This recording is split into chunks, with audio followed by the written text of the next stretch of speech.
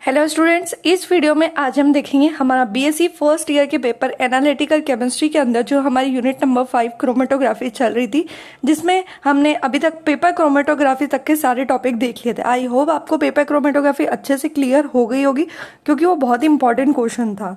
अभी तक जिन स्टूडेंट्स ने वो वाली वीडियो नहीं देखी है तो डिस्क्रिप्शन में आपको लिंक मिल जाएगी, उस प्लेलिस्ट में आपको पेपर क्रोमेटोग्राफी भी मिल जाएगी। आज का हमारा इंपॉर्टेंट क्वेश्चन है थिन लेयर क्रोमेटोग्राफी, जिसे शॉर्ट फॉर्म में टीएलसी भी बोला जाता है, जो कि बहुत ही इंपॉर्टेंट क्वेश्चन है। एग्जाम में या तो पेपर आती है या टीएलसी जरूर पूछी जाती है। तो फटाफट से स्टार्ट करते हैं। हेडिंग डालेंगे thin layer chromatography TLC. This chromatography technique is based on the principle of both adsorption and partition chromatography. यानी थिन लेयर क्रोमेटोग्राफी जो होती है वो बोथ प्रिंसिपल पर वर्क करती है। हमने दो टाइप के प्रिंसिपल देखे थे आगे, एक होता है एड्सॉर्प्शन वाला और दूसरा होता है डिस्ट्रीब्यूशन वाला। डिस्ट्रीब्यूशन को ही हम पार्टीशन भी बोलते हैं, ठीक है। तो ये वाली जो क्रोमेटोग्राफी होती है ये एड्सॉर्प्शन एंड पार्टीशन, या ऐसा भी बोल सकते हैं एड्सॉर्प्शन डिस्ट्रीब्यूशन दोनों पर वर्क करती है। आगे लिखा है it is very rapid and sensitive technique. ये बहुत ही रैपिडली होती है, बहुत जल्दी से फिनिश हो जाती है और बहुत सेंसिटिव टेक्निक है, इसलिए इसे ध्यान से करना पड़ता है। This technique is more helpful than other technique because in this method the separation is possible even if the amount of component is in micro organism in the mixture. ये बहुत ज़्यादा हेल्पफुल होती है, क्योंकि अगर हमारे पास कंपोनेंट का माइक्रोग्राम में अमाउंट है, यानी बहुत कम अमाउंट में हमारे पास सैंपल है, तो भी हम इस टेक्निक से उसका रिजल्ट निकाल सकते हैं, ठीक है। इसलिए टेक्निक हमारे लिए बहुत ज़्यादा हेल्पफुल होती है। It is also a very fast method. ये बहुत ज़्यादा फास्ट मेथड होती है and it is completely in very less time. ये बहुत जल्दी होती है, इसको कंप्लीट करने में बहुत कम समय लगता है। Theory and principle of TLC लिखा हुआ है partition principle of thin layer chromatography similar to the paper chromatography. यानी इसका जो डिस्ट्रीब्यूशन या पार्टीशन प्रिंसिपल होता है वो पेपर क्रोमेटोग्राफी के एड्सॉर्प्शन प्रिंसिपल की तरह ही वर्क करता है। According to adsorption theory, a component gets attracted at the surface of solid due to electrostatic force of attraction. Different components have different affinity for adsorbent. Component of the mixture have more affinity get adsorbed first of all. After these component having lower affinity, then these get adsorbed at some distance from the former. जिस तरह से मैंने आपको paper chromatography में बताया था कि जो हमारा पेपर होता है उस पर इलेक्ट्रोस्टैटिक फोर्स के कारण जिसकी एफिनिटी ज़्यादा होती है वो पहले अट्रैक्ट होता है, जिसकी एफिनिटी कम होती है वो कुछ डिस्टेंस ट्रेवल करने के बाद अट्रैक्ट होता है। उसी तरह से यहाँ पर भी ऐसा ही होता है। पेपर की जगह यहाँ पर एड्सॉर्बेंट मटेरियल का यूज़ हम करेंगे, जो मैं आपको आगे बताऊँगी। तो जिसकी एफिनिटी ज़्यादा होगी वो पहले अट्रैक्ट होगा और जिसकी एफिनिटी कम होगी वो लॉन्ग डिस्टेंस ट्रेवल करने के बाद अट्रैक्ट होगा। तो this is a similar to paper chromatography. आगे लिखा है mixture get adsorb at different places on the adsorbent and this are identify by RF value due to thin layer chromatography. इसका मतलब ये है कि हमें जो एड्सॉर्बेंट के ऊपर डिफरेंट स्पॉट्स मिलते हैं उनकी आरएफ वैल्यू हम डिटरमाइन करते हैं, देन उसे हम आइडेंटिफाई करते हैं, सेपरेट कर सकते हैं। क्लियर? तो ये था प्रिंसिपल ऑफ टीएलसी। इसके बाद हमें हेडिंग डालेंगे एक्सपेरिमेंटल मेथड, जिसमें है first selection of adsorbent in thin layer chromatography. Silica gel, alumina and powder cellulose etcetera are used as adsorbent generally. देखो इसके अंदर क्या होता है, जैसे पेपर क्रोमेटोग्राफी में हम वॉटमैन फिल्टर पेपर का यूज़ करते हैं, थिन लेयर क्रोमेटोग्राफी में हम पेपर नहीं लेते हैं, उसकी प्लेस पर हम एक ग्लास प्लेट लेते हैं, ठीक है। ग्लास प्लेट आपको दिख रही है डायग्राम में। इसके ऊपर हम किसी भी एड्सॉर्बेंट हो सकता है, आपका सिलिका जेल हो सकता है, एल्यूमिना हो सकता है, सेल्यूलोज हो सकता है, इसकी स्लरी बनाकर इस पर फैला देते हैं। स्लरी मीन्स जैसे हमारा टूथपेस्ट होता है ना, उसी टाइप से सेमी सॉलिड एक मटेरियल बनाते हैं इन तीनों में से किसी भी एक का, और उस स्लरी को इस ग्लास प्लेट पर फैला देते हैं। ये देखो ये सेकंड वाला जो डायग्राम है ना, इस तरह से हम फैला देते हैं। फैलाने के बाद इसे हम हॉट एयर ओवन में रखकर इसे ड्राई कर लेते हैं। तो ये हमारा जो टीएलसी में जो हमारा एड्सॉर्बेंट मटेरियल है वो तैयार हो जाता है। इसी के ऊपर हम प्रैक्टिकल स्टार्ट करते हैं। तो ये था हमारा फर्स्ट हेडिंग। सेकेंड थी selection of solvent, selection of use solvent depend on the following two factor. That means जिस तरह से आपने पेपर क्रोमेटोग्राफी में सॉल्वेंट लिए थे ना, जिसमें हमने पेपर को डीप किया था, उसी तरह से यहाँ पर भी आपको सॉल्वेंट लेना है। सॉल्वेंट की प्रॉपर्टी दे रखी है, nature of the substance to be separated. उनका नेचर ऐसा होना चाहिए कि दो सॉल्वेंट अगर आपने मिक्स करे हैं तो वो दोनों एक दूसरे से सेपरेट रहे, मिसिबल ना हो।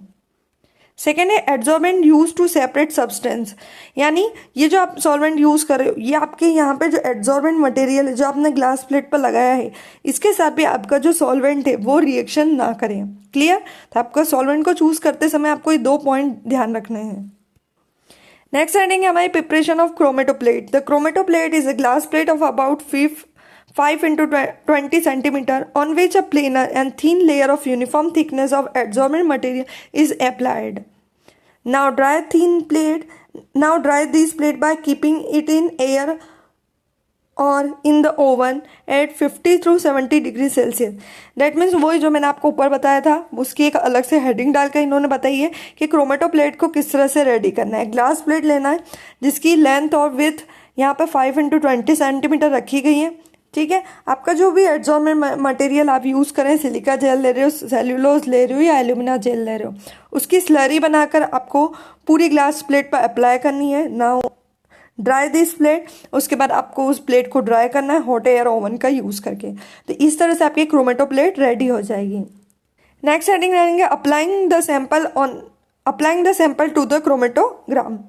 A horizontal line is drawn at one end of chromatoplate about 2 cm above the edge by capillary or pipette. It is called a base or origin line. Solution is dropped. Each time a fresh drop of solution is placed on a dry spot. This similar to paper chromatography.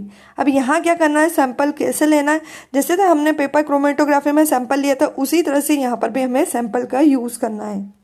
देखो यहाँ पर भी मैंने जो आपको sample दिया है ये आपका सैंपल है, इसको आप वोलेटाइल सॉल्वेंट के अंदर मिक्स करके डाइल्यूट सॉल्यूशन बना लेंगे। ठीक है, पहले भी मैंने आपको पेपर में बताया था कि सैंपल को आपको डाइल्यूट सॉल्यूशन बनाना है। इसके बाद आपको अपनी क्रोमेटो प्लेट लेना है, जैसे हमने पहले पेपर लिया था उसी तरह से आप क्रोमेटो प्लेट का यूज़ करेंगे। नीचे से 2 या 3 सेंटीमीटर ऊपर आपको लाइन ड्रॉ करनी है। This line is called base line, और इसके मिड में आपको एक मिड पॉइंट लेना है। क्लियर? फिर आपको कैपिलरी का यूज़ करके 1 ड्रॉप सैंपल की इस मिड पॉइंट पर लगानी है, देन उसको ड्राई करना है।